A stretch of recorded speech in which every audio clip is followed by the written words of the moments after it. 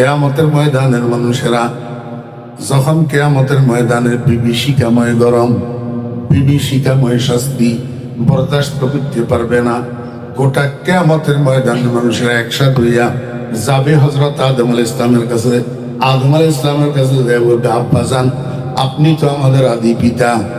এই কিয়ামতের ময়দানের যে করুণ অবস্থা, এইটা আর বরদাস্ত করা যায় না।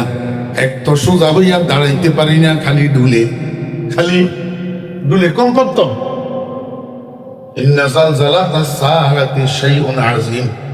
7 সেকেন্ড 8 সেকেন্ড মাত্রার রিক্টার স্কেলে ভূমিকম্প হয়, এক একটা এলাকার তছনছ করে দে, মেসমার করে দে।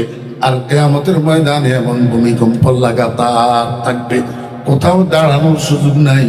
যেখানে দাঁড়াইতে যায় সেখানে খালি কাঁপে, যেখানে দাঁড়াইতে যায় সেখানে খালি ডুলে। এবার সামনের দিকে দৌড়ায়, কয়েক 100 মাইল দৌড়ানোর পরে আবার একটু দাঁড়াইতে চায়, সেখানেও খালি ডুলে, খালি কাঁপে, দাঁড়াইতে পারে না। এখন আদম আলাইহিস সালামের কাছে যাইয়া কিয়ামতের ময়দানের অধিবাসীরা কয়, আব্বা, কিয়ামতের ময়দানের এই শাস্তি আর বরদাস্ত করা যায় না। আল্লাহর কাছে একখানা সুপারিশ করেন, হিসাব নিকাশটা শুরু হইয়া যাক। হিসাবে নিকাশে জান্নাতি হইলেও হইলাম, জাহান্নামি হইলেও হইলাম, এক জায়গায় চলে যাই। কিয়ামতের ময়দানের কষ্ট আর বরদাস্ত হয় না। আল্লাহর কাছে একটু সুপারিশ করেন, হিসাব নিকাশটা শুরু করে দেখ। আদম আলাইহিস সালাম কয়, আব্বা, তোমরা আমার সন্তানের কথা ঠিক, কিন্তু যেই কাজের জন্য তোমরা আমার কাছে এসছো, লাস্তু হুনাক, আমি সেই কাজের উপযুক্ত না। রব্বুল আলামিন এখন জব্বারিয়তের মধ্যে আছে, কাহারিয়তের মধ্যে আছে। মহারাগের রাগান্বিত অবস্থায় রব্বুল আলামিনের সামনে মুখ খোলার মতো সাহস আমি আদমের নাই, আমি পারবো না। বরং তোরা একটা কাজ করো, আদমে সানি, তোমাদের দ্বিতীয় আদি পিতা নূহ আলাইহিস সালামের কাছে যাও। কিয়ামতের ময়দানের মানুষেরা নূহ আলাইহিস সালামের কাছে যাবে। নূহ আলাইহিস সালাম বলবে, আমার দ্বারাই হবে না, তোমরা খলিলুল্লাহ ইব্রাহিমের কাছে যাও। ইব্রাহিম আলাইহিস সালামের কাছে যাবে। ইব্রাহিম আলাইহিস সালাম একই উত্তর দিবে, আমার দ্বারাই হবে না, তোমরা কলিমুল্লাহ মূসার কাছে যাও। মূসা আলাইহিস সালামের কাছে যাবে। মূসা আলাইহিস সালাম একই উত্তর দিবে, আমার দ্বারাই হবে না, তোমরা রূহুল্লাহ ঈসার কাছে যাও। কিয়ামতের ময়দানের মানুষেরা ঈসা আলাইহিস সালামের কাছে যাবে। ঈসা আলাইহিস সালাম বলবে, ও বনি আদম, তোমরা পাগল হইয়া গেছো নাকি? কেন যার তার দুয়ারে দুয়ারে ঘুরতেছ, সবার দরজায় দরজায় যাইতেছ, ধর্ণা দিতেছ? কারো দ্বারা এই কাজ হবে না। কেউ আল্লাহর সামনে সুপারিশ করা তো দূরের কথা, মুখ খোলারও এখন সাহস করবে না। একটি মাত্র মানুষ আছে, ওনার নাম রহমতুল্লিল আলামিন। যদি রহমতুল্লিল আলামিনকে কোথাও তালাশ করি পাও, ওনার কাছে যাইয়া ধর্ণা দাও। আল্লাহ পাকের এই জব্বারিয়ত আর কাহারিয়তের মধ্যে একমাত্র সুপারিশ করতে পারবে মুহাম্মাদুর রাসূলুল্লাহ সাল্লাল্লাহু আলাইহি ওয়াসাল্লাম। আমার ভাইয়েরা, মুস্তাফা, এবার তো কিয়ামতের ময়দানের মানুষ ব্যতিব্যস্ত হয়ে গেছে। এত বিশাল কিয়ামতের মাঠ, পৃথিবীর এক প্রান্ত থেকে অপর প্রান্ত পর্যন্ত বিরাট একটা দূর মাঠ। গোটা পৃথিবী একটা মাঠ। আর এই মাঠটার মধ্যে কে কারে কোথায় তালাশ করে পাওয়া যাবে? একজন দাঁড়াইয়া কয়, এই ভাই, এদিকে আসো, আমি একজন আলেম, আমি বলতে পারি কিয়ামতের ময়দানে মুহাম্মদুর রাসূলুল্লাহ সাল্লাল্লাহু আলাইহি ওয়াসাল্লামকে কোথায় পাওয়া যাবে। কিয়ামতের ময়দানের মানুষেরা ওনাকে ঘিরে ধরবে। আলেম ভাই, তাহলে আপনি একটু বলুন না, আমরা রহমতুল্লিল আলামিনকে কোথায় তালাশ করব? আমার ভাইয়েরা ও লাম্বুরহাটবাসী, রাউজানের ভাইয়েরা, এইখানে আপনারা ওলামায়ে কেরামকে না বুঝিয়া গালি দিতেছেন, অথচ কিয়ামতের ময়দানেও আপনাদেরকে ওলামায়ে কেরামের শরণাপন্ন হইতে হবে রহমতুল্লিল আলামিনকে খুঁজে পাওয়ার জন্য। এখন আলেমিটা কয়, আমরা হাদিস শরীফের মধ্যে পড়ছি, রহমতুল্লিল আলামিন জীবদ্দশায় বলে গেছেন, আমার উম্মতেরা কিয়ামতের ময়দানে যদি আমার দরকার হয়, 3 জায়গার এক জায়গায় খোঁজ করলে আমারে পাইবা। 1 নম্বর হাউজে কাউসারের দ্বারে, 2 নম্বর ফুলসেরাতের গোড়ায়, 3 নম্বর মিজানের পাল্লার পাশে। এই 3 জায়গার এক জায়গায় খোঁজ করলে আমাকে পাওয়া যাবে। এই শুরু হইল দৌড়াদৌড়ি। কিয়ামতের ময়দানের মানুষেরা রহমতুল্লিল আলামিনের তালাশে একবার গেল হাউজে কাউসারের ধারে, রহমতুল্লিল আলামিন নাই।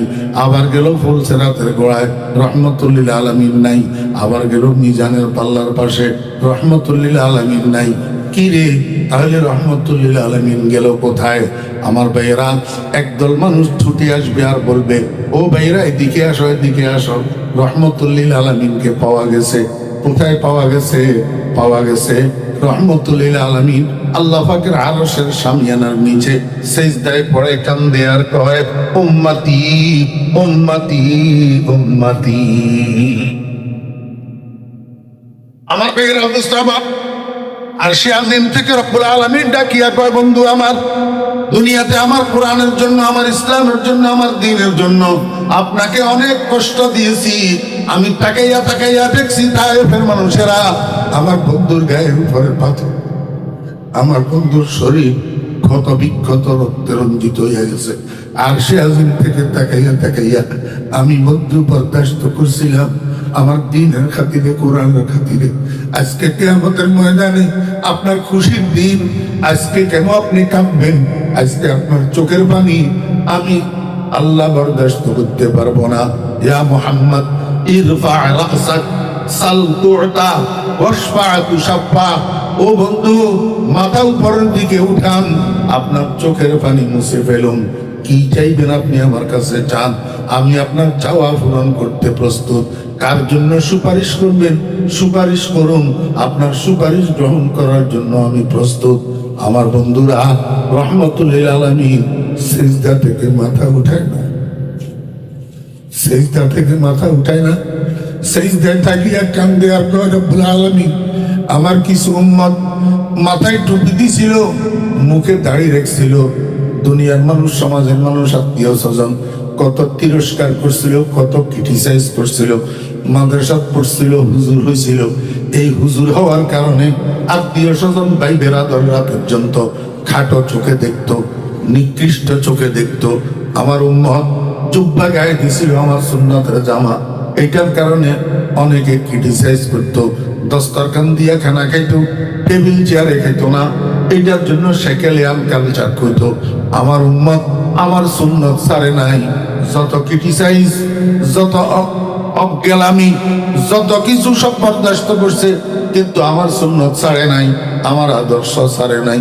মাওলাই করিম আজকে আমার সেই উম্মত গুলা কাতারে কাতারে জাহান্নামের দিকে যাইতেছে। আমি রহমতুল্লিল আলামিন হইয়া কেমনে বরদাস্ত করি? মাওলা, তোমার কোরআনের থেকে আমার নাম রহমতুল্লিল আলামিনটা কাটিয়া দাও, নতুবা আমার সবগুলা উম্মতকে জাহান্নামের থেকে মুক্ত করে দাও।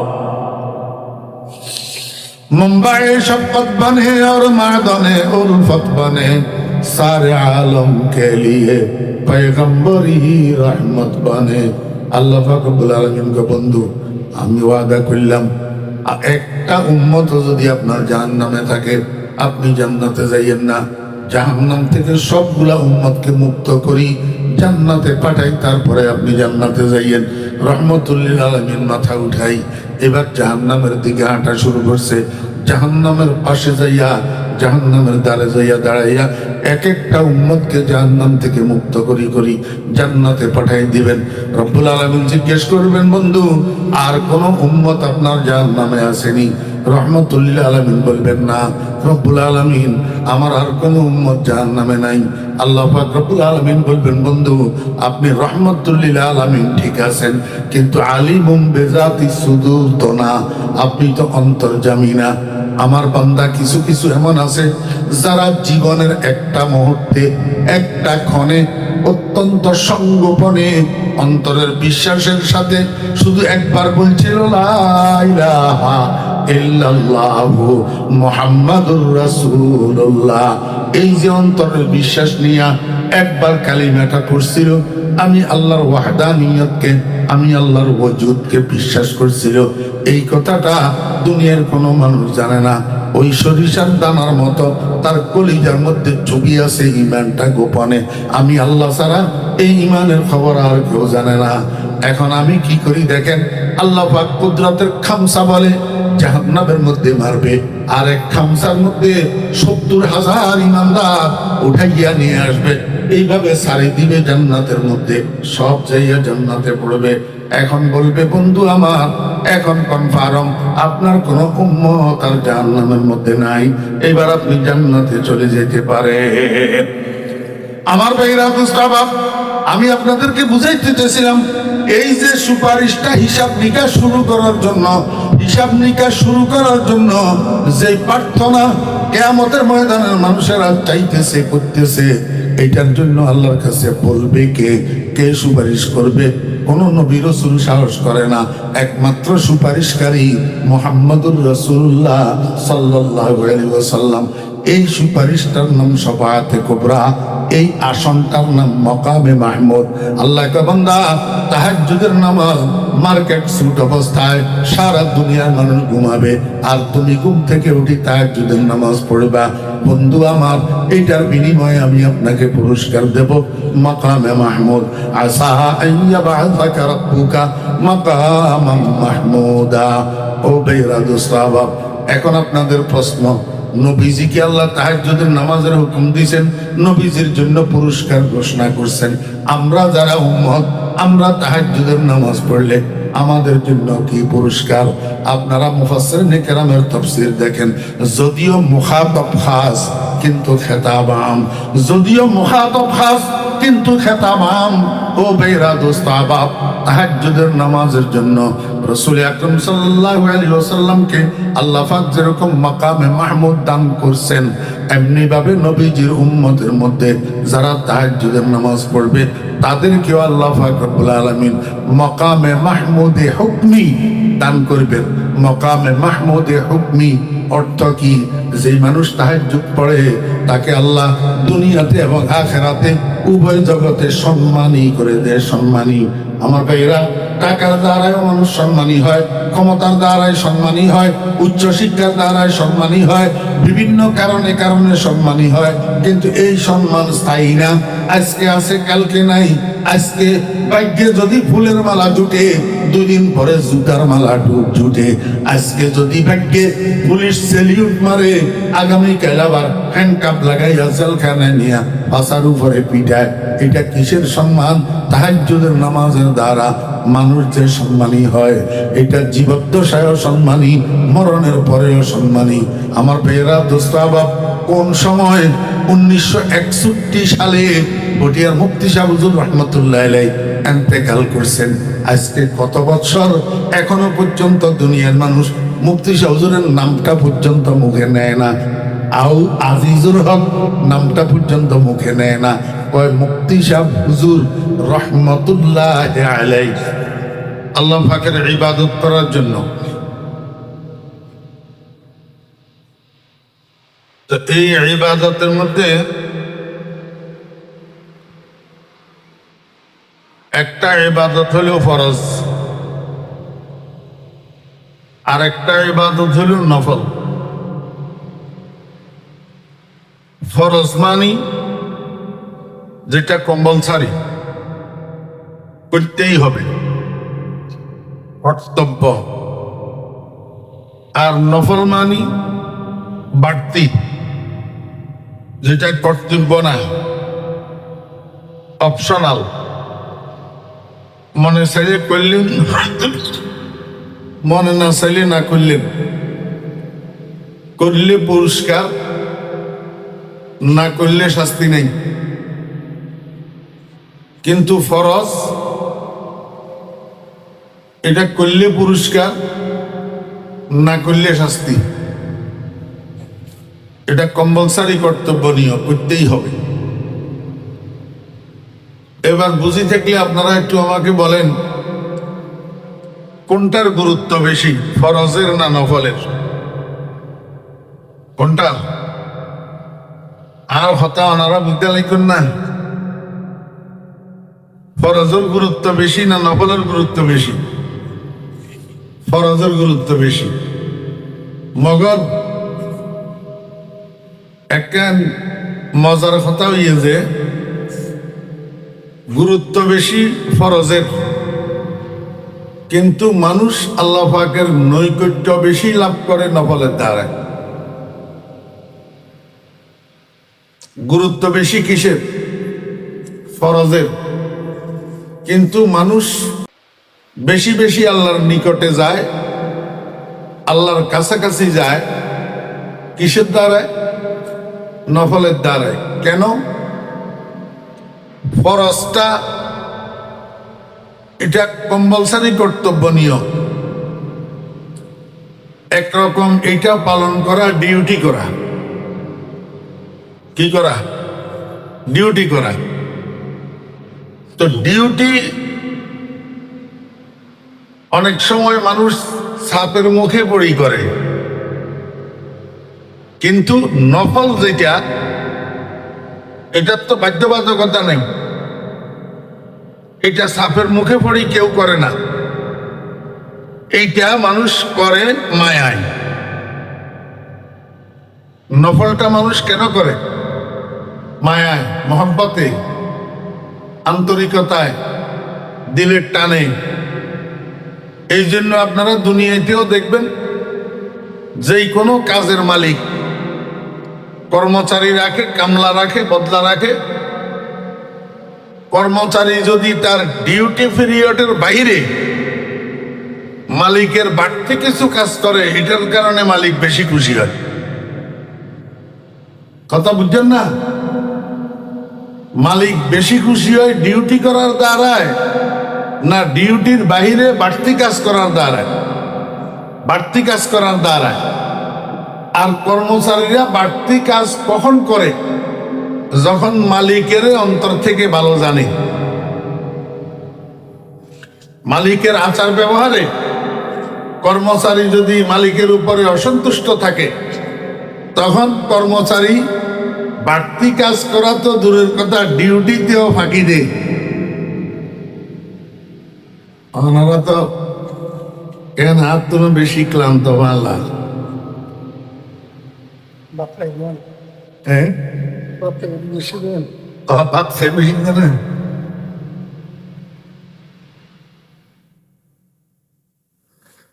হ্যাঁ, এই জন্য আল্লাহ সুবহানাহু ওয়া তাআলা হাদিসে কুদসির মধ্যে বলছেন, ইন্নাল আবদা লা ইয়াতাকাররাবু ইলাইয়া বিন নওয়াফিল। আমার বান্দারা আমার কাছাকাছি আসে, আমার নিকটে আসে, আমার নৈকট্য লাভ করে নফলের দ্বারা।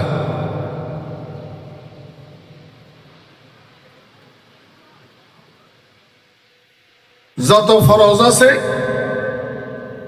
সর্বোত্তম ফরজ হইল 5 ওয়াক্ত নামাজ। 5 ওয়াক্ত নামাজ। আর যত নফল আছে সমস্ত নফলের মধ্যে সর্বোত্তম নফল হইল তাহাজ্জুদের নামাজ। সর্বোত্তম নফল কি? তাহাজ্জুদের নামাজ। এটা গেল জিসমানি ইবাদত, শারীরিক ইবাদত, ফরজ আর নফল।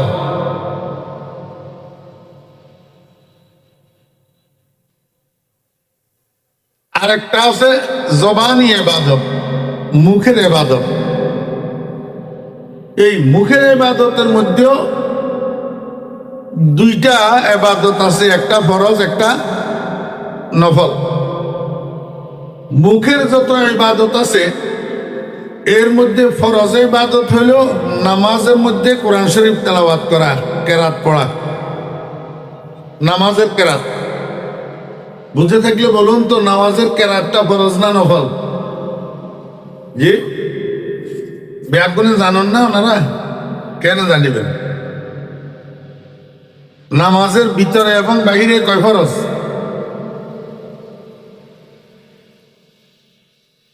ডরে নফল, আবার হয় না নয়। হ্যাঁ, স্বাভাবিক হন না চাই। নামাজের বাইরে ভিতরে কয় ফরজ? যারাও জানে এই তারা এখন ব্যাগুলো হয়ে গেলে, আর ন হয় যে তারা ন জানে যে তারা হয় না, ন জানিলে তুমি হইব। নামাজের বাহিরে এবং ভিতরে কয় ফরজ? বাহিরে কয় ফরজ? না, নামাজের বাহিরে কয় ফরজ? 7 ফরজ। ভিতরে কয় ফরজ? 6 ফরজ। ভিতরে নামাজের মধ্যে ওয়াজিব কয়টা?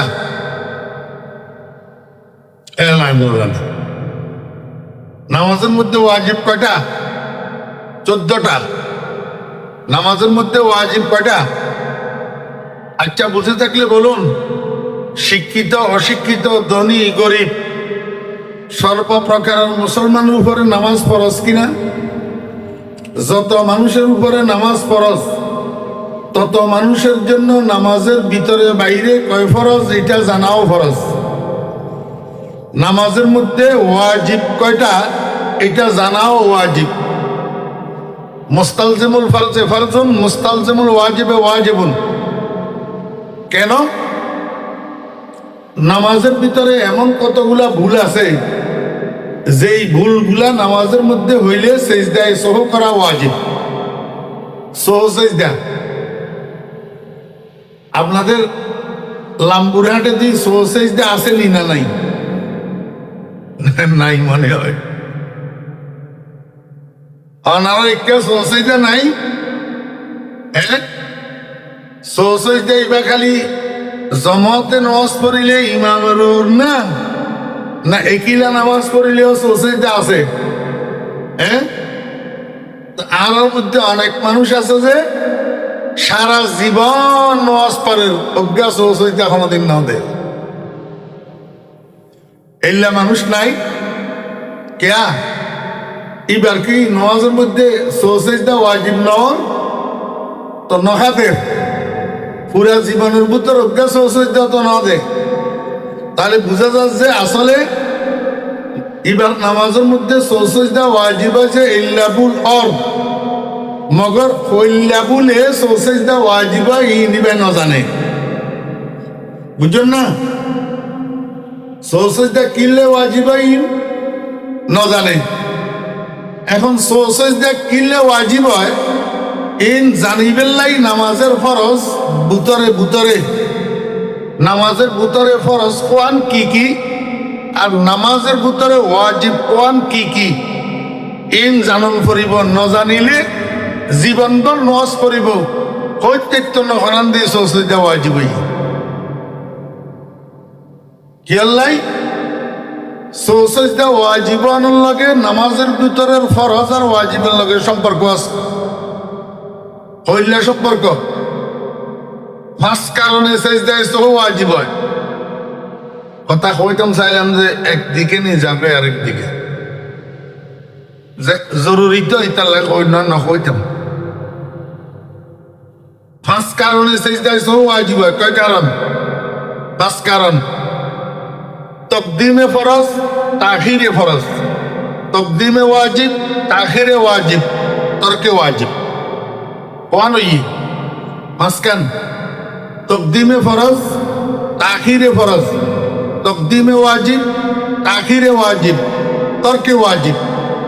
নামাজের ফরজ যেগিন আছে এইগিনেরে আপন জায়গাতুন অগ্রিম আদায় করে ফেলাইলে অথবা আপন জায়গাতুন ফিসাই আদায় করলে, নামাজের ওয়াজিব যেগিন আছে এইগিনেরে আপন জায়গাতুন অগ্রিম আদায় করলে অথবা আপন জায়গাতুন পিচ্ছা আদায় করলে, আর নামাজের ওয়াজিব যেগিন আছে এগিনেরে সারি দিলে। 6 কারণ হইল। 5 কারণ। ফরজের অ্যাডভান্স আদায় করলে, ফরজের ডিলে করলে, ওয়াজিবের অ্যাডভান্স আদায় করলে, ওয়াজিবের ডিলে করলে, ওয়াজিব তরফ করলে, সারি দিলে, এই 5 কারণে সহ সেজদা ওয়াজিব হয়। তাহলে সহ সেজদা ওয়াজিবানোর লগে নামাজের ফরজে কিন জানানোর লগে আর ওয়াজিবে কিন জানানোর লগে সম্পর্ক আছে না নাই? আছে। জিবাই নামাজের ভিতরের ফরজ কি কি ন জানে, নামাজের ভিতর ওয়াজিব কি কি ন জানে, ইবাই জীবনেও প্রত্যেকটা নসেজদা সহ কিনলে ওয়াজিব। আমি ওনারা একটা মেসাল দিই, তার বাদে কথা শেষ।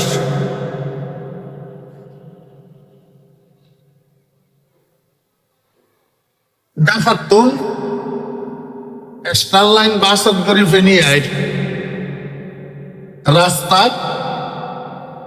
আসর নজ পরিবের লাগে গাড়ি তেমনি আমরা রাস্তার পাশে মসজিদ একরমের মধ্যে স্থানীয় ইমাম সাহেবের ফিসে একটা দাগরি আরে আসর নামাজ পড়ি। এখন ইমাম সাহেব ইবা আসর নামাজের মধ্যে বৈঠক কয়বার? কবার? পয়লা বৈঠক, শেষ বৈঠক, দুয়া না। তো পয়লা বৈঠকের মধ্যে আরা বসি যে তাশাহুদ পড়িবেন লাই। তাশাহুদ কদ্দুর? ইন্নাকা হামিদুম মাজিদ পর্যন্ত না জানে। তাশাহুদ আবদুহু ওয়া রাসূলুহু পর্যন্ত। ওয়া আশহাদু আন্না মুহাম্মাদান আবদুহু ওয়া রাসূলুহু পর্যন্ত তাশাহুদ। এর পরের গান কি? আল্লাহুম্মা সাল্লি আলাইহি বাকি হয় না হয়? আল্লাহুম্মা সাল্লি আলাইহি বাকি দুরূদ শরীফ। ওনারা নামাজের মধ্যে দুরূদ শরীফ পড়েন না হয়? আমি পড়ি না। আমি নামাজের মধ্যে দরুদ শরীফ পড়ি যে মানুষ, আর যদি কেউ অপবাদ দেয় আই রসুলের দুশ্মন বলে দরুদ না পড়ি, তাহলে হতাই বা হাসা হইব না মিশে হইব? মিশানো হইব। আই নামাজি না বেনামাজি, এখন জোর নামাজ পড়ি আসছি না না পড়ি আসছি, তাহলে নামাজের মধ্যে দরুদ শরীফ আছে তো আছে যে রেহাই দরুদ শরীফ না পড়ি না। তো কেউ যদি হয় ফরিদুদ্দিন আল মোবারক ওয়াবি রসুলের দুশ্মন দরুদ না পারে, হতাই বা কাটটা মিশানো না। তা আল্লাহ আল্লাহ দুজনের কিয়ামতের ময়দানে আল্লাহ পাকের আদালত আছে না নাই? তো মিশাটা কই আর দুনিয়ার ভিতরে না তুমি পার পাই যাওয়ার বই কিয়ামতের দিন পার দিতে পারিবে না, আল্লাহর আদালতের জবাব দিতে পারিবে না, মিশা কথা ইবা সাব্যস্ত করিতে পারিবে না। আয় ওনারা বুঝে ফেললে চাইলাম যে আব্দুহু আর রাসূলুহু পর্যন্ত ইবা তাশাহুদ পয়লা বৈঠকের মধ্যে একদুরা পরিবারে উড়ি যাব। কি হয়ে যাব? উড়ি যাব। পয়লা বৈঠকে যে 2 রাকাতের পরে আসরের নামাজের ফরজ 2 রাকাত না 4 রাকাত? 4 রাকাত। তাহলে পয়লা বৈঠকের পরে আরো 2 রাকাত রই নগেই কি তাহলে উড়ি জন্য পড়িব না? ইমাম সাহেব আবার নউড়ের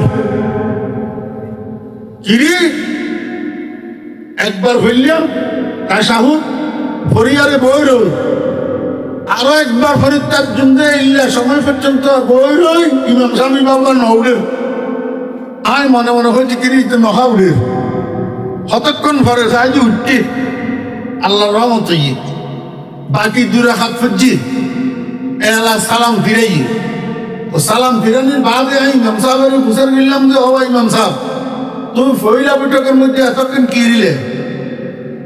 আমরা তো তাশাহুদ পড়ি, আরো একবার ফরিদ পরে 5 সময় বই রই, তুই নউড এতক্ষণ কিল্লা যে পয়লা বৈঠক হয় যে আয় ভুলি গেলাম আয় তাশাহুদ পড়ি আরে দরুদ শরীফ পড়ি ফেলাই হদ্দুর হজ্জ হয় যে ঘুরা ভরি বেলায় একবারে দ্বিতীয়বার ইন্নাকা হামিদুম মাজিদ পর্যন্ত ব্যাগটা ভরি বেলায়।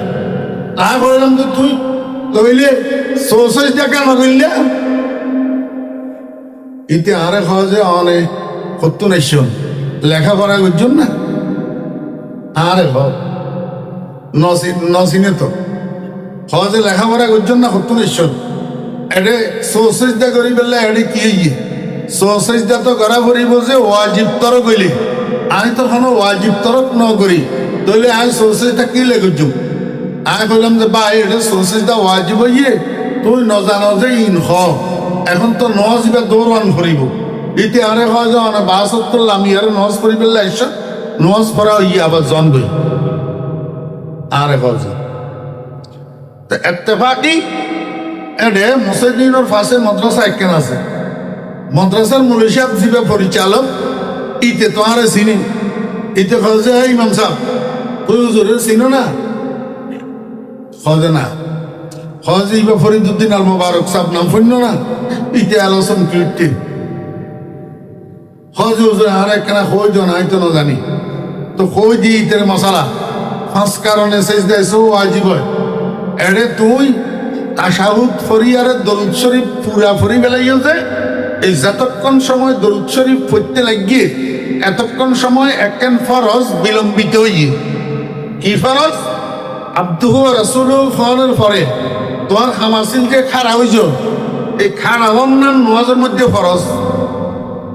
নামাজের মধ্যে খারাপ না নিন কি ফরজ দাঁড়াইয়া নামাজ পড়া। এই দাঁড়ানো হামিদারে তুই দরুদ শরীফ পড়তে যতক্ষণ সময় লাগে এতক্ষণ সময় তুই বিলম্বিত করছো। এবার তাহিরে ফরজ হইয়ে এই তাহিরে ফরজের কারণে সেজদায় সও ওয়াজিব হইয়ে তুই সেজদায় সও ন ধরো যে ওয়াজিব তর করছো।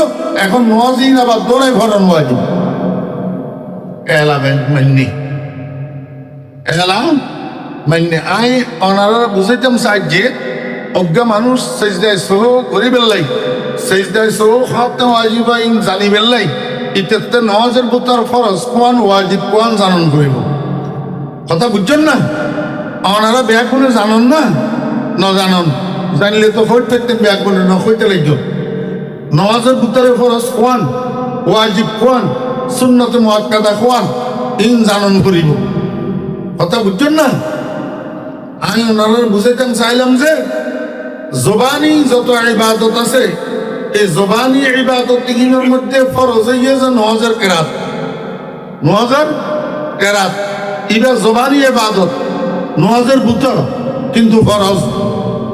আর জবানি ইবাদত যত নফল আছে নফল নফল জবানি ইবাদত এইগুলোর মধ্যে সর্বশ্রেষ্ঠ ইবাদত হইয়া জিকরুল্লাহ। সর্বশ্রেষ্ঠ ইবাদত কি? জিকরুল্লাহ। মুখের দ্বারাই যে ইবাদত হয় এই ইবাদতগুলোর মধ্যে সর্বশ্রেষ্ঠ ইবাদত আল্লাহর জিকির। আল্লাহর কথা বুঝাই পাচ্ছি না? তাহলে মোট কয় প্রকার হইল? 4 প্রকার। কয় প্রকার? 4 প্রকার। জিসমানি ইবাদতের মধ্যে ফরজ নফল, জবানি ইবাদতের মধ্যে ফরজ নফল। জিসমানি ইবাদতের মধ্যে ফরজ হইয়াছে 5 ওয়াক্ত নামাজ, জিসমানি ইবাদতের মধ্যে নফল হইয়াছে তাহাজ্জুদের নামাজ। আরো আছে শ্রেষ্ঠ জিনের কথা হচ্ছে। হ্যাঁ, জিসমানি ইবাদতের মধ্যে শ্রেষ্ঠ জিসমানি ইবাদত নফল তাহাজ্জুদের নামাজ। क्या তাহাজ্জুদের নামাজ এত দামিল क्या? কথা বুঝতে রাখবেন না? ওনারা क्या কিছুদিন আগে কেঁচা মরিচের দাম 500 টাকা পর্যন্ত কেজি হইল না? হ্যাঁ, নহয় দাম বাড়ি গিয়ে যেন কেঁচা মরিচের क्या কেঁচা মরিচের দাম কা বাড়ি গেল। কেঁচা মরিচ জিল উৎপাদন গেল, কোল্ড স্টোরেজওয়ালারা কোল্ড স্টোরেজের মধ্যে রাখিয়ে যে বিদ্যুৎ বিভ্রাটের কারণে কোল্ড স্টোরেজের কাঁচা মরিচ বেগুন ফসে গিয়ে গেল। আবার উৎপাদন করে ফেললে কেঁচা মরিচের ক্ষেত লাগাইয়েছে, অতি বৃষ্টির কারণে খ্যাতিহীন নষ্ট হয়ে গিয়ে তাহলে নতুন ভাবে উৎপাদন বিঘ্নিত হইয়ে আগর উৎপাদিত ইউন ফসে গিয়ে এলা মার্কেটের মধ্যে কেঁচা মরিচ ছুট না পড়ছে, মার্কেটের মধ্যে জিন ছুট পড়ে ইনের দাম বাড়ি যাবে। আমি আপনাদেরকে কথা বুঝাইতে পারছি? মনোযোগ আছে?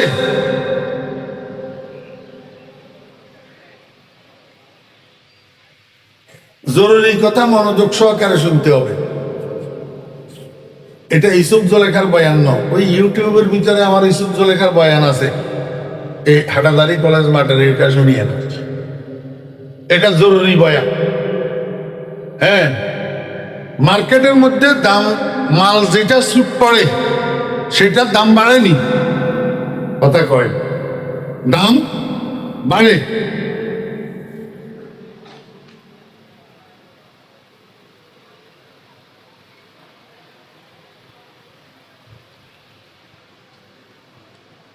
মার্কেটে যেই মালের দাম বাড়ে এই মাল যেই সদাগরের গুদামে থাকে সদাগর এটাও দামি হয়ে যায়। বুঝেন নাই মনে হয়? মার্কেটে মাল যেটা ছুট পড়ে মাল এটার দাম বাড়ে, এই দাম বাড়া মাল যেই সদাগরের গুদামে থাকে সদাগর এটাও কি হয়ে যায়? দামি হয়ে যায়। কারণ কি? সে তো রাতে রাতে কোটিপতি হয়ে যায়। কথা বুঝেন নাই? তাহলে মার্কেটে মাল যেটা ছুট পড়ে এটার দাম বাড়ে, এই দাম বাড়া মাল যার স্টকে থাকে সেও দামি হয়ে যায়। কথা বুঝছেন না বুঝেন নাই?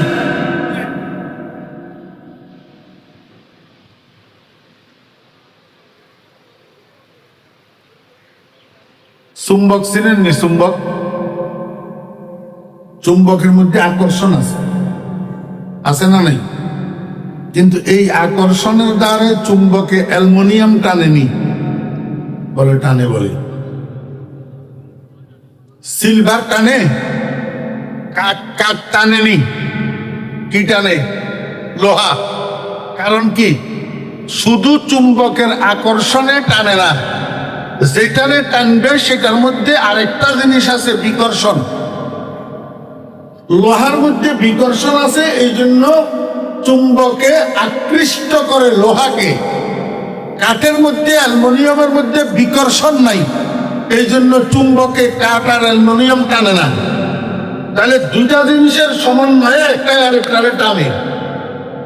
স্টেজের বয়ান, মাইকের বয়ান এরকম, শুধু একজনের ভিতরে চুম্বক থাকলে হবে না, আরেকজনের ভিতরে বিকর্ষণ থাকতে হয়। অর্থাৎ শ্রোতার মধ্যে এখলাস থাকতে হয়, আর বক্তার মধ্যে এখলাস থাকতে হয়, আর শ্রোতার মধ্যে মনোযোগ আকর্ষণ থাকতে হয়। দোনোদিক একসাথ হইলে আল্লাহর পক্ষ থেকে বক্তার কলমের মধ্যে জরুরি জরুরি কথা এলকা হয়। আপনারা মনে করছেন এখানে মাইকের সামনে বসলেই যে কেউ পণ্ডিতি করতে পারে? আপনি আসে বসে যান,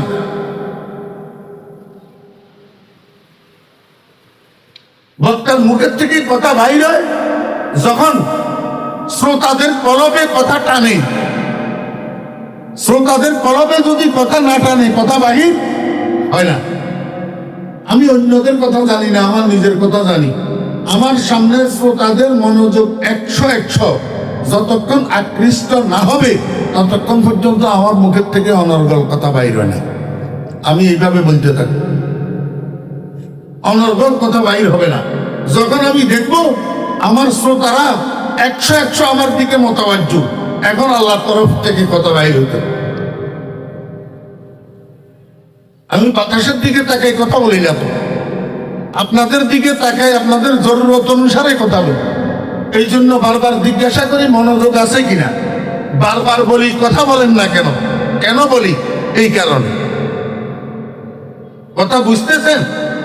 মার্কেটের মধ্যে মাল যেটার সুট করে এটার কি দাম বাড়ে।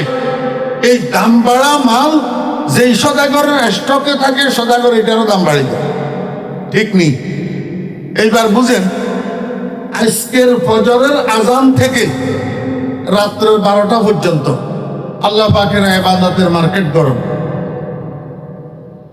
আমার বেরা দোস্ত আহবাব,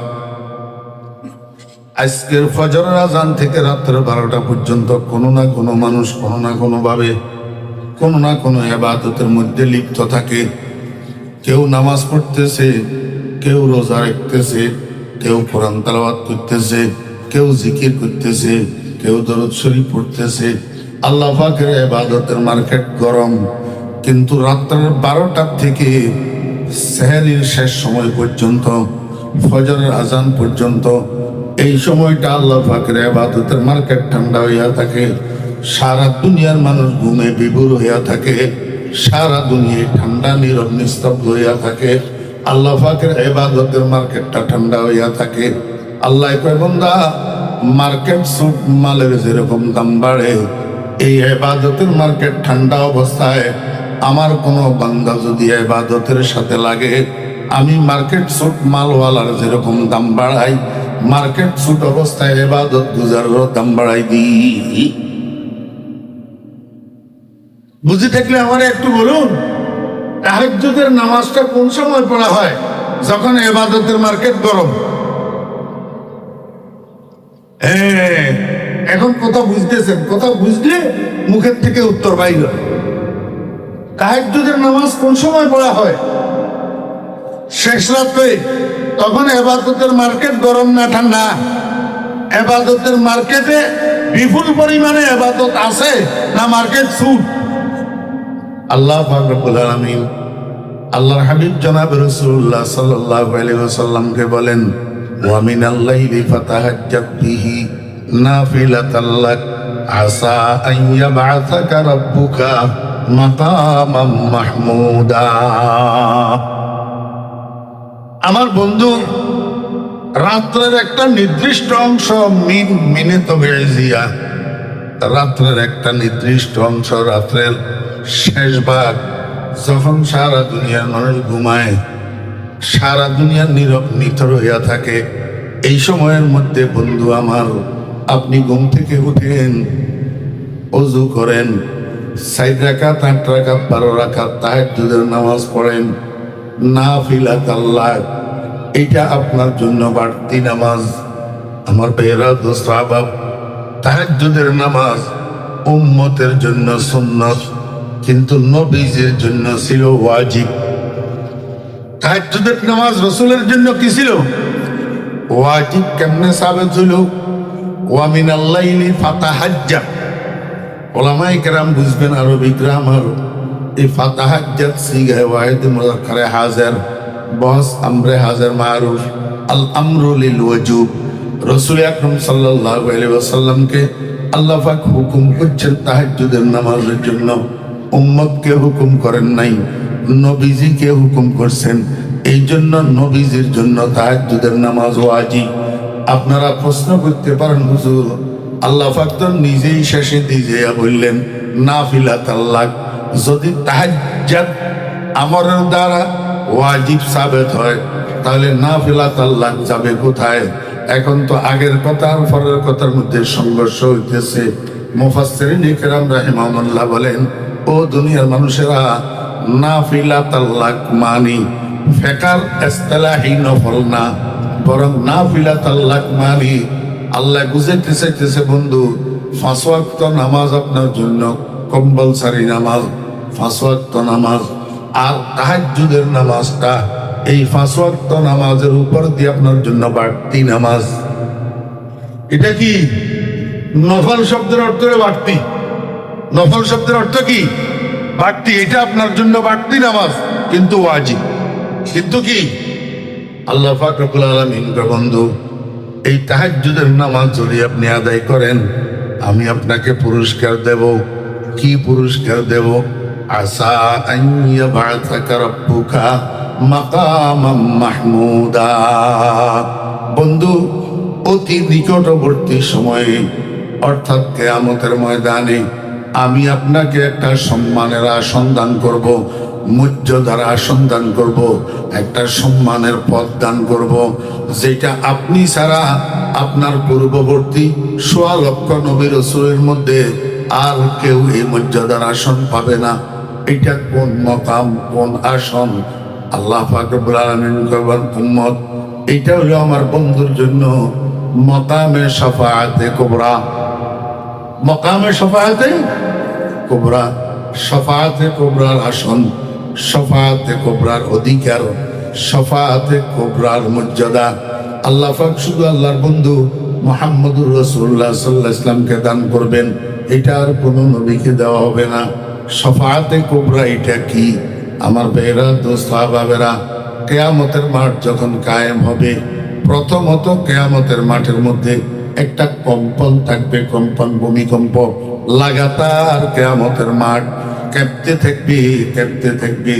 ইয়া আইয়ুহান নাস ইত্তাকু রাব্বাকুম ইন্না যালযালাতাস সাআতি শাইউন আযীম ইয়াওমা তারাউনাহা তাযহালু কুল্লু মুরদিআতিন আম্মা আরদাত ওয়া তাদাউ কুল্লু যাতি হামলিন হামলাহা ওয়া তারান নাসা সুকারা ওয়া মা হুম বিসুকারা ওয়ালাকিন্না আযাবাল্লাহি শাদীদ। কত লম্বা হবে এই জন্য বাড়াইতেছি না। কিয়ামতের মাঠের মধ্যে একটা ভূকম্পন থাকবে লাগাতার। 2 নম্বরে, কিয়ামতের মাঠের মধ্যে 7টা সূর্য ফিটিং করা থাকবে, 7টা সূর্য। 3 নম্বরে, দুনিয়ার জমিন হলো মাটি, কিয়ামতের মাঠ কিন্তু মাটি হবে না, কিয়ামতের মাঠ হবে তামার। আমার ভাইয়েরা, দোস্ত আহবাব, মাটির একটা স্বভাব হলো মাটি ঠান্ডা। মাটি কি? ঠান্ডা। মাটি নম্র, মাটি ভদ্র, মাটি বিনয়ী, মাটি ধৈর্যশীল, মাটি সহনশীল, মাটি পরোপকারী। আল্লাহর বানানো 4 মূল ধাতুর মধ্যে একমাত্র মূল ধাতু পরোপকারী হইল মাটি। আর বাকি 3টা মূল ধাতু মানুষের ক্ষতি করে।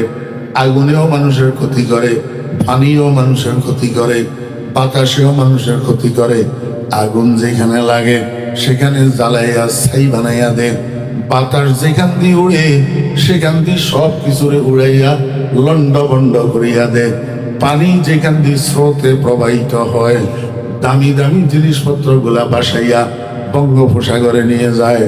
আগুনেও মানুষের ক্ষতি করে, পানিও মানুষের ক্ষতি করে, বাতাসেও মানুষের ক্ষতি করে, কিন্তু একমাত্র ধাতু মাটি মানুষের ক্ষতি করে না। আমার বেয়েরা দোস্ত আবাব, মাটির মধ্যে গর্ত বানাইয়া মানুষ পায়খানা প্রস্রাবখানা বানায়, মাটির বুক চিরিয়া পাতালের থেকে মানুষ পানি উঠাইয়া খায়, মাটির বুক চিরিয়া মাটির মধ্যে রহিত যত খনিজ সম্পদ আছে সব কিছু মানুষ বাইর করে মাটির বুক চিরিয়া। মাটির ভিতরে মানুষ ফসল ফলাদি ফলায়, ক্ষেত কৃষি করে, খাদ্য দ্রব্যগুলা উৎপাদন করে। ও ভাইরা দোস্ত আবাব, সর্বোপরি পায়ের মধ্যে জুতা লাগাইয়া গোটা পৃথিবীর মাটির উপরে মানুষ পদদলিত করিয়া বেড়ায়, মাটিকে পদদলিত করে, কিন্তু কোনো কাজে কোনো সময় মাটি হুহু করে না, মাটি প্রতিবাদ করে না, মাটি বাধা দেয় না। মাটি কয় দুনিয়ার মানুষেরা আমারে আল্লাহ বানাইছে তোমাদের উপকার করার জন্য, আমারে আল্লাহ বানাইছে তোমাদের থেকে কষ্ট পাইয়া ধৈর্য ধরার জন্য, সহ্য করার জন্য। এই জন্য আমার পক্ষ থেকে তোমরা কোনোভাবে ক্ষতিগ্রস্ত হইবে না। আমার যুবক ভাইয়েরা, ও যুবক ভাইয়েরা, তরুণ ভাইয়েরা, মুসলমান ভাইয়েরা, সমাজপতি ভাইয়েরা, রাজনীতি করো যে আমার ছোট ভাইয়েরা, আমি তোমাদেরকে একটু বলবো, মাটি দিয়া তোমাকে আমাকে কেন বানাইলো? আগুন দিয়া কেন বানাইলো না? পানি দিয়া কেন বানাইলো না?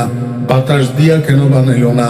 মাটির মতো ধৈর্যশীল হওয়ার জন্য, মাটির মতো সহনশীল হওয়ার জন্য, মাটির মতো নম্র হওয়ার জন্য, মাটির মতো ভদ্র হওয়ার জন্য, মাটির মতো পরোপকারী হওয়ার জন্য। কিন্তু এখন তো আমি দেখি তোমার চাল চলনের দিকে তাকাইলে, তোমার আচার ব্যবহারের দিকে তাকাইলে, তোমার কথাবার্তার দিকে তাকাইলে শুধু আগুন জ্বরে আগুন। তুমি আগুনের মতো লাফালাফি করো, বাতাসের মতো উড়াউড়ি করো, পানির মতো প্রবাহিত হইতে চাও, তুমি মাটির স্বভাব অবলম্বন করতে রাজি নাই। তোমার উঠক বৈঠকে, তোমার চাল চলনে, তোমার কথাবার্তায়, তোমার কাজে কর্মে তোমার আশপাশের মানুষগুলা শুধু কষ্ট পায়, শুধু কষ্ট পায়, শুধু ক্ষতিগ্রস্ত হয়। মনে হয় যেন তুমি তোমার সৃষ্টির দাতুতার কথা ভুলে গেছো। এই জন্য তোমার আব্বাকে যখন দাফন করতে যাইবা, তোমার মাকে যখন দাফন করতে যাইবা, তোমার ভাইকে দাফন করতে যাইবা, তোমার আত্মীয়কে দাফন করতে যাইবা, তোমার নেতারে দাফন করতে যাইবা, কবরে মাটি দেওয়ার সময় তোমার জীবনের ইতিহাসটা সেখান থেকে একটু স্মরণ করিয়া আসো।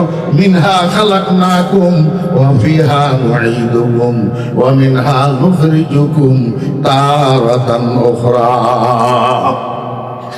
দোয়াটাও তো মুসলমান শুদ্ধ করে জানে না। আগের জামানার মুসলমান প্লাস্টিকের আমের মতো কবর জিয়ারতের দোয়াটা শুদ্ধ করে মুখস্থ জানে না, মুর্দাকে কবরে নামানোর দোয়াটা শুদ্ধ করে মুখস্থ জানে না, কবরে মাটি দেওয়ার দোয়াটা শুদ্ধ করে মুখস্থ জানে না, জানাজার নামাজের দোয়াটা শুদ্ধ করে মুখস্থ জানে না। আগের জামানার মুসলমান নামের মুসলমান প্লাস্টিকের আমের মতো শুধু রুজি করো আর খাও, রাতভর বলদের মতো ঘুমাও, ঘুমের থেকে উঠি আবার বাথরুম লোড করো, আর বিয়ে শাদী একটা করি খালি আদম সন্তানের প্রোডাকশন করো। এইটার বাইরে মুসলমান আর কিছু বুঝতে তৈয়ার না, আর কিছু বুঝতে তৈয়ার নাই। তো যদি আর কিছু বুঝতে তৈয়ার থাকতো, দুনিয়ার পণ্ডিতি সব জানে, নামাজের বাহিরের ভিতরের ফরজ গুলা কেন জানে না? দুনিয়ার কাফাবাজি সব জানে, নামাজের ভিতরের ওয়াজিব গুলা কেন জানে?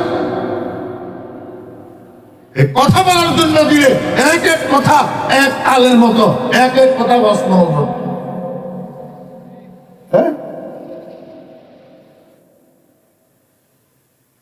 আল্লাহু আকবার। আমাদেরকে আল্লাহ কি দিয়া বানাইছেন? মাটি দিয়া। আপনারা দেখবেন আমার ভাইরা, মাটি ঠান্ডা, মাটি ঠান্ডা। কোন দিক থেকে মাটিতে যদি তাপ লাগে খুব তাড়াতাড়ি গরম হয় না, আস্তে ধীরে আস্তে ধীরে আস্তে ধীরে গরম হয়। আবার তাপ দেওয়া বন্ধ করে দিলে খুব তাড়াতাড়ি ঠান্ডা হয়ে যায়। কিন্তু তামা তার ব্যতিক্রম। তামা কোন দিক থেকে একটু হালকা তাপ পাইলে দ্রুত গরম হয়ে যায়, আর একবার যদি কোন রকমে গরম হইতে পারে, এবার তাপ বন্ধ করে দিলেও ঠান্ডা হইতে সময় লাগে, তাড়াতাড়ি ঠান্ডা হবে না, ঠান্ডা হইতে দেরি হয়। কিয়ামতের ময়দানের ভূমিটা তামার হবে, তামার। আমার বেয়েরা দোস্ত আবাব, 1 নম্বর তো তামার জমিন, 2 নম্বর তো সাত সূর্যের তাপ, 3 নম্বর কিয়ামতের ময়দানের কম্পন, ভূমিকম্প। তিনটা মিলিয়া কিয়ামতের ময়দানের মানুষেরা কিয়ামতের ময়দানের মধ্যে পাগলের মতো ছুটাছুটি করবে। তাদের দিকে তাকাইতে হবে, মনে হয় যেন তারা মদ খাইয়া মাতাল হইছে। আল্লাহ কখন দা কিয়ামতের মাঠে মদ কোথার থেকে আসবে, মাতাল কেমনে হবে? মদ তো কিছু না, আমার কঠিন আযাব আমার বান্দারা বরদাস্ত করতে পারবে না। আযাব বরদাস্ত করতে না পারিয়া তারা কিয়ামতের ময়দানে মাতালের মতো ছুটাছুটি করবে। ওয়ামা হুম বিসুকারা ওয়ালাকিন্না আযাবাল্লাহি শাদীদ। এলা আরেকখানা চিকেঙ্গা ভাষা খাওয়া পড়ে অনারা বুঝে ফেললে শুদ্ধ ভাষা ব্যাকুলে যদি না বুঝি মুরব্বী অনারার দেশ পুলিশে চোখ ধরে না, দরিয়ারে হইলা হডেল যায় বলে জেলত, বলে আন্দাজি মারি যে বুঝন ছাড়া তারা হইলা চোখ দরিয়ারে হডেল যায়, থানাত লই যায় রাকে হড়ে আজতে হড়ে আজতে।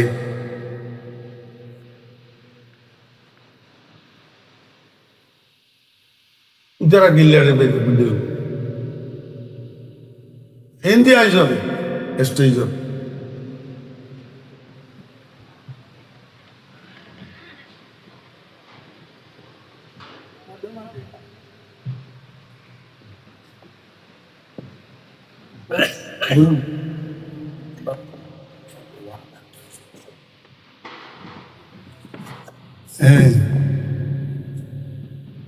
ফইলা খড়ে লই যায়, তালা রাকে খড়ে আজত কি দুইয়ান জিনিস, থানা হাজত দুইয়ান জিনিস প্রসিদ্ধ।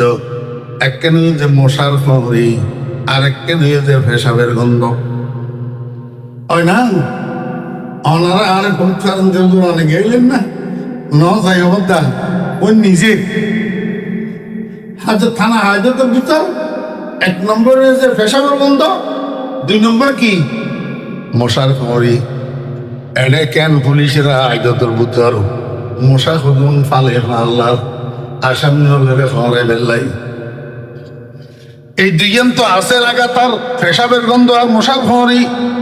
আবার পুলিশ ওকে কতক্ষণ পরে ডান্ডা উগা লইয়ারে আই ফিরে শুরু করে ফুসান করে খস না পুল্লগে আর কোনো কথা ছিল বাজি আয় তখন পারি আর লগে আর কেউ নছিল। এবার ইবা ফিডিয়ার কতক্ষণ যাই গই, আবার 15-20 মিনিট পরে আর গাইয়ে ডান্ডা লই ইতে আর কতক্ষণ ফিডে। এবারে ইবা যাই গই আধা ঘন্টা পরে আর একজন আইয়ারে ফিডে, কতক্ষণ পরে বসিয়ে আয় হজে তোরা দ্বারে তোমার হাতে দে, তোরা মুখ লাইতি ফেলতি হাতে দে। এবারে বসিয়ে কতক্ষণ ফিরে ওসি ফিডা খাই সোয়াইয়া খজ ওসি সাপ আর এডে আজত ভিতর রাইয়ার নির্যাতন নগজু। আরে তুই সালান করে দেও, আরে খোড়ে তোলো বিচারে বাড়িত গেলেও গেলাম, জেলখানাত গেলেও গেলাম, জিজ্ঞাও ইজ্ঞা রাজি। মগর থানা হাজত বই গই মশার ফরি খেবেল্লাই, ফেসাগর গন্ধ ফেবেল্লাই, তুই ওসির আর পুলিশের পিড়া খেবেল্লাই। আয় আর রাজি নো আর দেয়ার বরদাস্ত নর, আর খোড়ত তোলা গই আর বিচারই জব গই।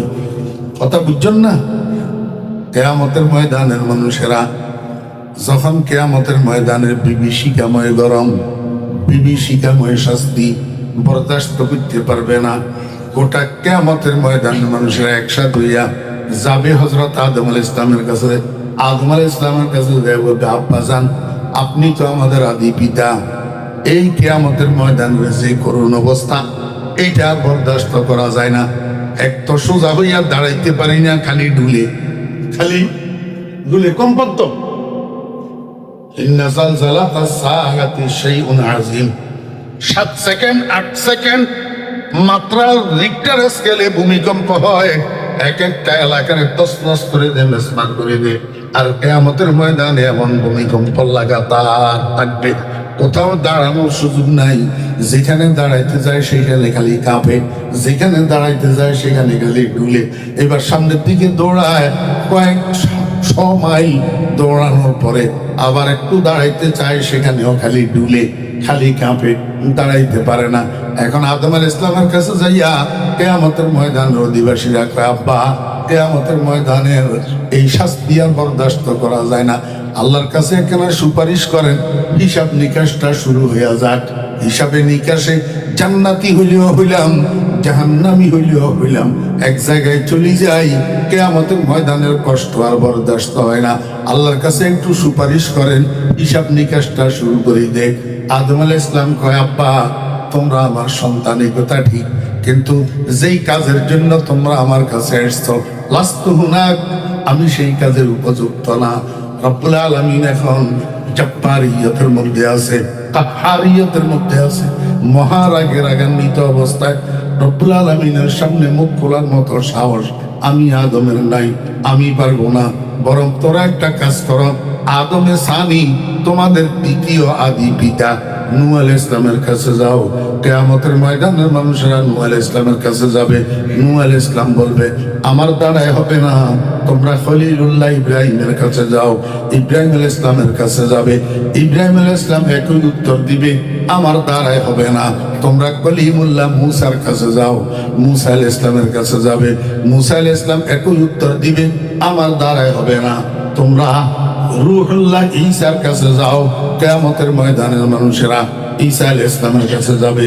ঈসা আলাইহিস সালাম বলবে, ও বনি আদম, তোমরা পাগল হয়ে গেছো নাকি? কেন যার তার দুয়ারে দুয়ারে ঘুরতেছ, সবার দরজায় দরজায় যাইতেছ, ধর্ণা দিতেছ? কারো দ্বারা এই কাজ হবে না। কেউ আল্লাহর সামনে সুপারিশ করা তো দূরের কথা, মুখ খোলারও এখন সাহস করবে না। একটি মাত্র মানুষ আছে, ওনার নাম রহমতুল্লিল আলামিন। যদি রহমতুল্লিল আলামিনকে কোথাও তালাশ করি পাও, ওনার কাছে যাইয়া ধর্ণা দাও। আল্লাহ পাকের এই জব্বারিয়ত আর কাহারিয়তের মধ্যে একমাত্র সুপারিশ করতে পারবে মুহাম্মাদুর রাসূলুল্লাহ সাল্লাল্লাহু আলাইহি ওয়াসাল্লাম। আমার ভাইয়েরা মুস্তাফা, এবার তো কিয়ামতের ময়দানের মানুষ ব্যতিব্যস্ত হয়ে গেছে।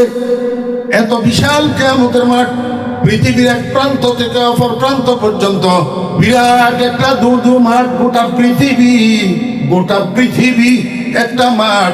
আর এই মাঠটার মধ্যে কে কারে কোথায় তালাশ করে পাওয়া যাবে?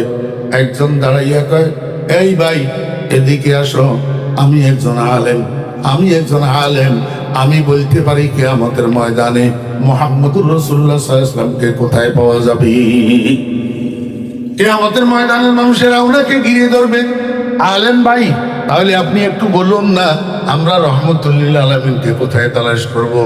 আমার ভাইয়েরা ও লাপুরহাটবাসী, রাউজানের ভাইয়েরা, এইখানে আপনারা ওলামায়ে কেরামকে না বুঝিয়া গালি দিতেছেন, অথচ কিয়ামতের ময়দানেও আপনাদেরকে ওলামায়ে কেরামের শরণাপন্ন হইতে হবে রহমতুল্লিল আলামিনকে খুঁজে পাওয়ার জন্য। এখন আলেমিটা কই? আমরা হাদিস শরীফের মধ্যে পড়ছি, রহমতুল্লিল আলামিন জীবদ্দশায় বলে গেছেন, আমার উম্মতেরা কিয়ামতের ময়দানে যদি আমার দরকার হয়, 3 জায়গার এক জায়গায় খোঁজ করলে আমারে পাইবা। 1 নম্বর হাউজে কাউসারের দ্বারে, 2 নম্বর ফুলসেরাতের গোড়ায়, 3 নম্বর মিজানের পাল্লার পাশে। এই 3 জায়গার এক জায়গায় খোঁজ করলে আমাকে পাওয়া যাবে। এই শুরু হইলো দৌড়াদৌড়ি। কিয়ামতের ময়দানের মানুষেরা রহমতুল্লিল আলামিনের তালাশে। একবার গেল হাউজে কাউসারের দ্বারে, রহমতুল্লিল আলামিন নাই। আবার গেল ফুলসেরাতের গোড়ায়, রহমতুল্লিল আলামিন নাই। আবার গেল মিজানের পাল্লার পাশে, রহমতুল্লিল আলামিন নাই। কি রে, তাহলে রহমতুল্লিল আলামিন গেল কোথায়? আমার ভাইয়েরা, একদল মানুষ ছুটে আসবে আর বলবে, ও ভাইয়েরা এদিকে আসো, এদিকে আসো, রহমতুল্লিল আলামিনকে পাওয়া গেছে। কোথায় পাওয়া গেছে? পাওয়া গেছে রহমতুল্লিল আলামিন আল্লাহ পাকের আরশের শামিয়ানার নিচে সিজদায় পড়ে কান্দে আর কয়, উম্মতি উম্মতি উম্মতি। আমার বেগের মুস্তাফা আরশে আজিম থেকে রব্বুল আলামিন ডাকিয়া কয়, বন্ধু আমার, দুনিয়াতে আমার কোরআনের জন্য, আমার ইসলামের জন্য, আমার দ্বীনের জন্য আপনাকে অনেক কষ্ট দিয়েছি। আমি তাকাইয়া তাকাইয়া দেখছি তায়েফের মানুষেরা আমার বন্ধুর গায়ের উপরে পাথর, আমার বন্ধুর শরীর ক্ষত বিক্ষত রক্তে রঞ্জিত হয়ে গেছে। আর সে আজিম থেকে তাকাইয়া তাকাইয়া আমি বন্ধু বরদাস্ত করছিলাম আমার দ্বীনের খাতিরে, কোরআনের খাতিরে। আজকে কিয়ামতের ময়দানে আপনার খুশির দিন, আজকে কেন আপনি কাঁদবেন? আজকে আপনার চোখের পানি আমি আল্লাহ বরদাস্ত করতে পারবো না। ইয়া মুহাম্মদ ইরফা রাসাক সাল তুতা ওয়াশফা তুশাফা। ও বন্ধু, মাথা উপরের দিকে উঠান, আপনার চোখের পানি মুছে ফেলুন। কি চাইবেন আপনি আমার কাছে চান, আমি আপনার চাওয়া পূরণ করতে প্রস্তুত। কার জন্য সুপারিশ করবেন সুপারিশ করুন, আপনার সুপারিশ গ্রহণ করার জন্য আমি প্রস্তুত। আমার বন্ধুরা, রহমতুল লিল আলামিন সিজদা থেকে মাথা উঠায় না, সিজদা থেকে মাথা উঠায় না, সিজদায় তাকিয়া কান্দে আর কয়, রব্বুল আলামিন, আমার কিছু উম্মত মাথায় টুপি দিছিল, মুখে দাড়ি রেখছিল, দুনিয়ার মানুষ, সমাজের মানুষ, আত্মীয় স্বজন কত তিরস্কার করছিল, কত ক্রিটিসাইজ করছিল, মাদ্রাসা পড়ছিল, হুজুর হয়েছিল। এই হুজুর হওয়ার কারণে আত্মীয় স্বজন ভাই বেরাদররা পর্যন্ত খাটো চোখে দেখতো, নিকৃষ্ট চোখে দেখতো। আমার উম্মত জুব্বা গায়ে দিছিল, আমার সুন্নতের জামা, এইটার কারণে অনেকে ক্রিটিসাইজ করতো। দস্তরখান দিয়া খানা খাইতো, টেবিল চেয়ারে খাইতো না, এটার জন্য সেকেলিয়ান কালচার করতো। আমার উম্মত আমার সুন্নত সারে নাই, যত ক্রিটিসাইজ, যত অজ্ঞালামি, যত কিছু সব বরদাস্ত করছে, কিন্তু আমার সুন্নত ছাড়ে নাই, আমার আদর্শ ছাড়ে নাই। মাওলাই করিম আজকে আমার সেই উম্মত গুলা কাতারে কাতারে জাহান্নামের দিকে চাইতেছে। আমি রহমতুল লিল আলামিন হইয়া কেমনে বরদাস্ত করি? মাওলা, তোমার কোরআনের থেকে আমার নাম রহমতুল লিল আলামিনটা কাটিয়া দাও, নতুবা আমার সবগুলা উম্মতকে জাহান্নামের থেকে মুক্ত করে দাও। मुंबई शफकत बने और मादने उल्फत बने, सारे आलम के लिए पैगंबरी रहमत बने। আল্লাহ পাক রব্বুল আলামিন কে বন্ধু, আমি ওয়াদা করলাম একটা উম্মত যদি আপনার জাহান্নামে থাকে, আপনি জান্নাতে যাইয়েন না, জাহান্নাম থেকে সবগুলা উম্মতকে মুক্ত করি, জান্নাতে পাঠাই, তারপরে আপনি জান্নাতে যাইয়েন। রহমতুল লিল আলামিন মাথা উঠাই এবার জাহান্নামের দিকে হাঁটা শুরু করছে। জাহান্নামের পাশে যাইয়া, জাহান্নামের দ্বারে যাইয়া দাঁড়াইয়া এক একটা উম্মতকে জাহান্নাম থেকে মুক্ত করি করি জান্নাতে পাঠাই দিবেন।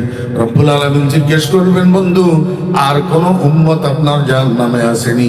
রহমতুল লিল আলামিন বলবেন, না। রব্বুল আলামিন, আমার আর কোন উম্মত জাহান্নামে নাই। আল্লাহ পাক রব্বুল আলামিন বলবেন, বন্ধু আপনি রহমতুল লিল আলামিন ঠিক আছেন, কিন্তু আলিমুম বিজাতিস সুদূর তো না, আপনি তো অন্তর্যামী না। আমার বান্দা কিছু কিছু এমন আছে যারা জীবনের একটা মুহূর্তে, একটা ক্ষণে অত্যন্ত সংগোপনে অন্তরের বিশ্বাসের সাথে শুধু একবার বলছিল লা ইলাহা ইল্লাল্লাহু মুহাম্মাদুর রাসূলুল্লাহ। এই যে অন্তরের বিশ্বাস নিয়া একবার কালিমাটা পড়ছিল, আমি আল্লাহর ওয়াহদানিয়তকে, আমি আল্লাহর ওজুদকে বিশ্বাস করছিল, এই কথাটা দুনিয়ার কোনো মানুষ জানে না।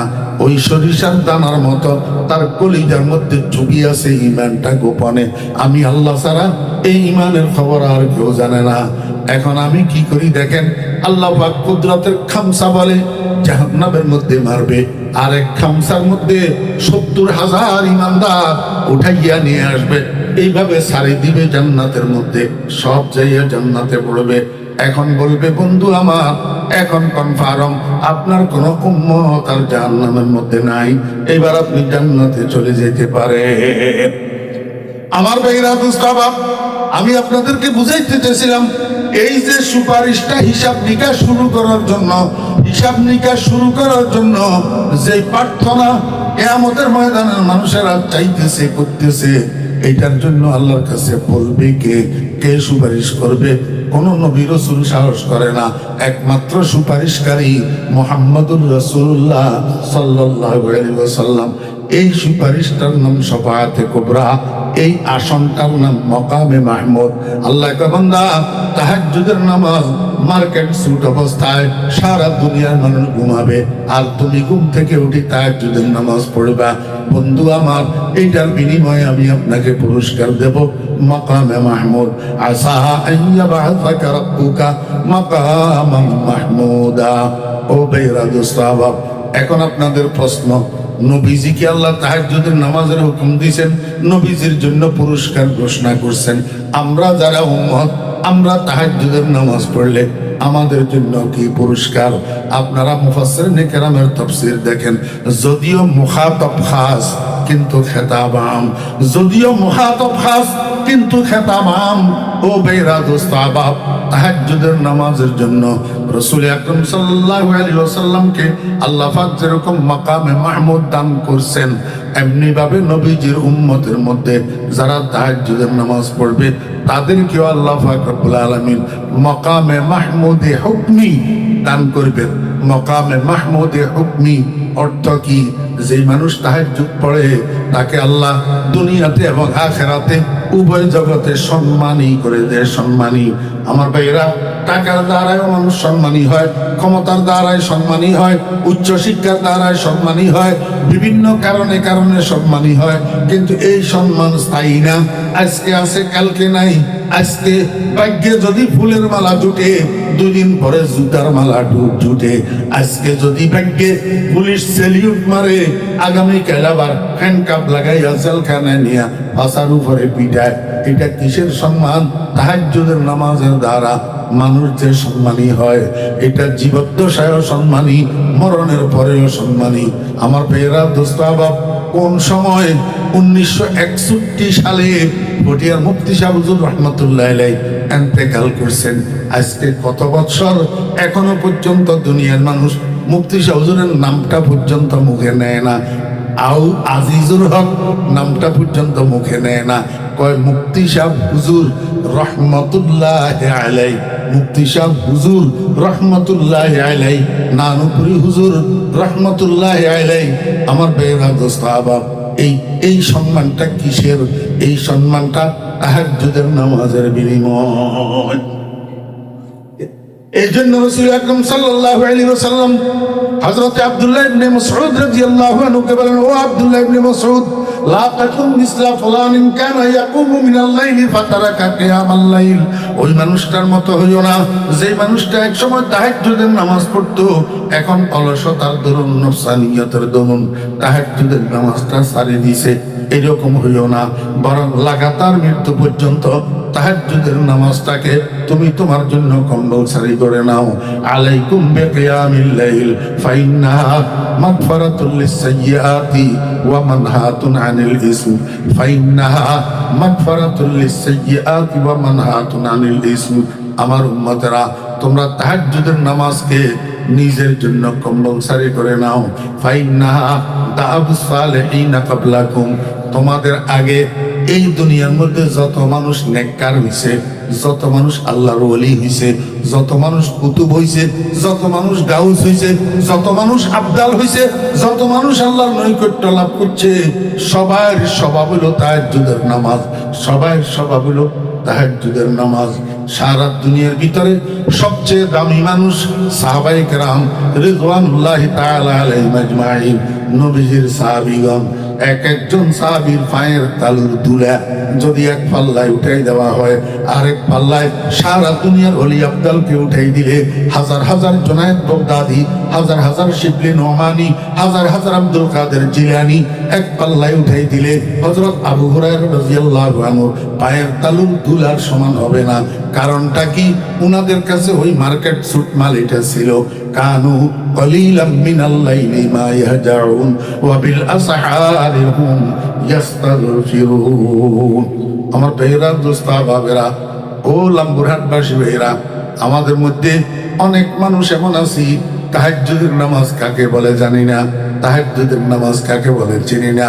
রমজান মাসের মধ্যে সেহরি খাওয়ার জন্য উঠি, অথচ সেই সুবর্ণ সুযোগটা গ্রহণ করি, একটু ওযু করি, 4 রাকাত তাহাজ্জুদের নামাজ আমরা পড়ি না। আমি অনুরোধ করব মুসলমান ভাইয়েরা, তাহাজ্জুদের নামাজ ডবল অ্যাক্টিভিটি ওয়ালা নামাজ। ডবল অ্যাক্টিভিটি, ডবল অ্যাক্টিভিটি কি? এই পর্যন্ত যত গুনাহ করছেন তাহাজ্জুদের নামাজে সব মিটাইয়া দিবে। সামনের দিকে মৃত্যু পর্যন্ত তাহাজ্জুদের নামাজে আপনাকে গুনাহ থেকে বিরত রাখবে। পিছনের গুনাহ মাফ করাই দিবে, সামনের দিকে গুনাহ থেকে ফিরাইয়া রাখবে। ফাইন্নাহা মাগফিরাতুল লিসাইয়্যাতি ওয়া মানহাতুন আনিল ইসম। দোস্ত ভাবেরা, ও যুবক ভাইয়েরা, যদি দুনিয়া আখিরাতে সম্মানী হইতে চাও, তাহাজ্জুদের নামাজ ধরো। তাহাজ্জুদের নামাজ, তাহাজ্জুদের নামাজ কমপক্ষে 4 রাকাত, বেশির মধ্যে 12 রাকাত। এই 4 রাকাত, 8 রাকাত, 12 রাকাত তাহাজ্জুদের নামাজ পড়ি। এইবার কি করিবা? 2খানা হাত আল্লাহর দরবারে উঠাইবা, কষ্ট করি হইলেও 2 ফোঁটা চোখের পানি ছাড়বা, আল্লাহর দরবারে গুনাহগুলা মাপ চাইবা। এলাহি ঘর কদরিয়ায়ে গুনাহম, তুমি দানি वक्त हस्ती गवाहम, गुनाहों की किश्ती डुबा दे खुदाया, तू दरियाए रहमत बहा दे खुदाया। ও দোস্ত, সাহাবায়ে কেরাম তো মাগফুরুম মিনাল্লাহ, ক্ষমার সার্টিফিকেট প্রাপ্ত, ক্ষমার সার্টিফিকেট প্রাপ্ত, আল্লাহর সন্তুষ্টির সার্টিফিকেট প্রাপ্ত, সাদাকতের সার্টিফিকেট প্রাপ্ত।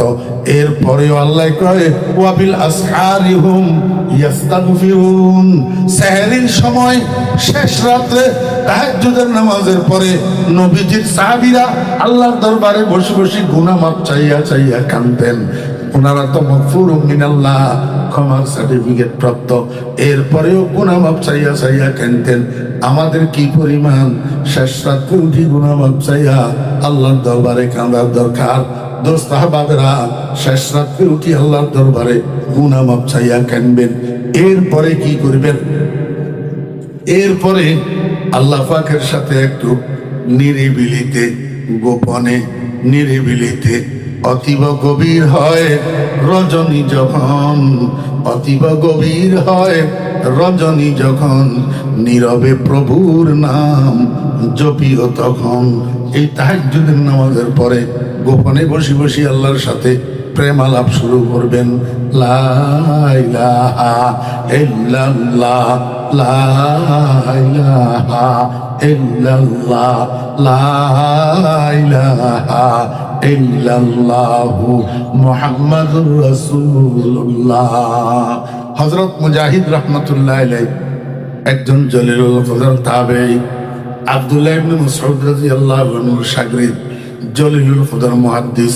বুখারী শরীফের মধ্যে হযরত মুজাহিদ রাহমাতুল্লাহ আলাইহির বর্ণনায় অনেক হাদিস বর্ণিত আছে। হযরত মুজাহিদ রাহমাতুল্লাহ আলাইহি বাজারের থেকে পাগলি টাইপের একটা বাঁধি খরিদ করে এনেছিলেন ঘরের কাজের জন্য। পাগলি টাইপের বাঁধি দেখতে পাগলের মতো লাগে। একটা কাচ্চা ঘরের মধ্যে এক পাশে বেড়ার, এক পাশে পার্টিশনের এক পাশে হযরত মুজাহিদ রাহমাতুল্লাহ আলাইহি থাকে, আর এক পাশে পাগলি বাঁধি এটা থাকে। কিছুদিন যাওয়ার পরে রাতের গভীরে হযরত মুজাহিদ রাহমাতুল্লাহ আলাইহির ঘুম ভাঙি গেছে একটা আওয়াজে।